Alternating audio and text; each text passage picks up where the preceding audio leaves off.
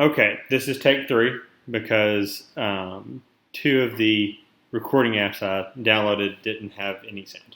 So, probably my fault.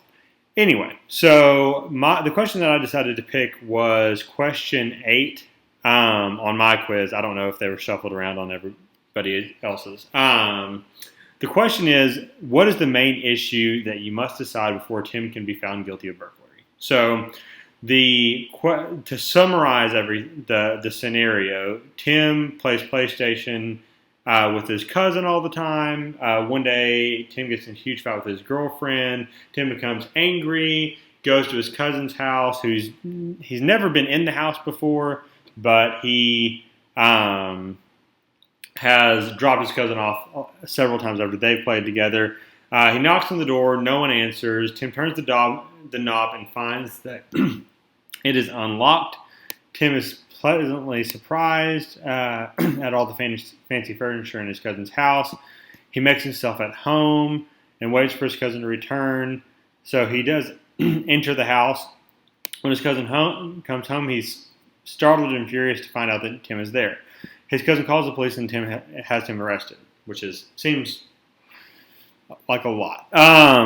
So with the point of the exercise is to, okay, let's apply the law to the scenario and find out what the issue is. What is necessary to find out in order to find out if Tim is guilty of burglary. So in order to do that, I'm going to go through where to find this first.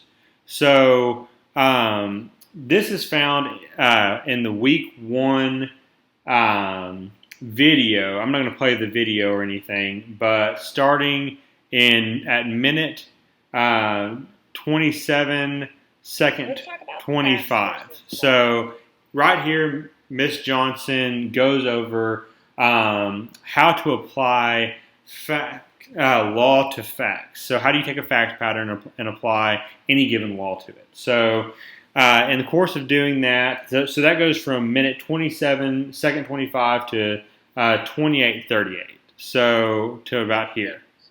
So actually, let's go back a little bit. So what we see here is that there are 3 elements that she talks about. She talks about the law, what you're supposed to do, the fact what you actually did, and the holdings. After applying the law to a fact pattern, discovering did your actions constitute having followed the law? So did you follow the law? Yes, no, or did you partially follow the law?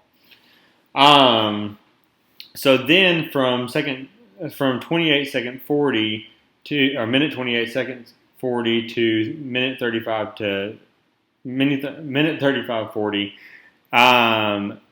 she goes through and gives some really great examples on how to apply this sort of how to apply what she's just taught us. So the main point here is how to apply the law to the facts as the law is written and as the fact pattern actually occurs. So what are the actual actions? What is the actual wording of the law? What is the actual wording of a scenario? So what actually happened and how to accurately apply it, not just how we feel like something should apply, but how it actually does. So based on how the law is written. And so based on all of this, taking all of that and applying it to this actual situation, the answer is the main issue is whether turning an unlocked knob constitutes force. So why are none of these other answers correct? So for one, we see that the elements of let's go through the elements of the law. So the person who forcibly enters a building that belongs to someone else is guilty of burglary. So did he enter? Yes, we saw that he entered.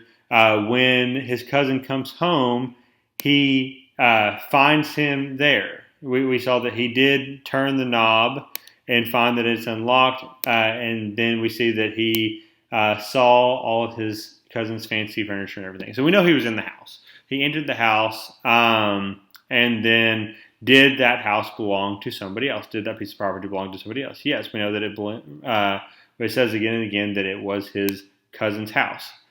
So those elements of the law are met. The only thing that's questionable is whether or not it was forcible. So that is why that's the question we have to resolve in order to find out whether or not Tim is guilty of burglary. So going through the other questions, why they aren't right, let's start at the top. The main issue is whether Tim could have left before his cousin got home. That is not part of the law. It doesn't say that they have to be present. It says that they have to have entered forcibly in order for it to be considered burglary. The next thing is the main issue is whether Tim's cousin ever invited him. Doesn't matter. Invited him in the past. That doesn't matter. Even if he had, based on the reading of the law, even if he invited him that day, if Tim wasn't there, if he got there before Tim went there and he broke a window and went in, that would still be burglary. The main issue is whether Tim brought his cousin's favorite PlayStation game. Maybe that softens the blow. It's not part of the law. The main issue is whether Tim's cousin lived in a single family home or rented apartment. That's the type of building that they have is not an element of the law. It just says any building. So the question is the main issue is whether Tim physically assaulted his cousin during the confrontation at the house. Not part of the law. There doesn't have to be assault in order for it to be burglary. The main issue is whether Tim stole any of his cousin's property.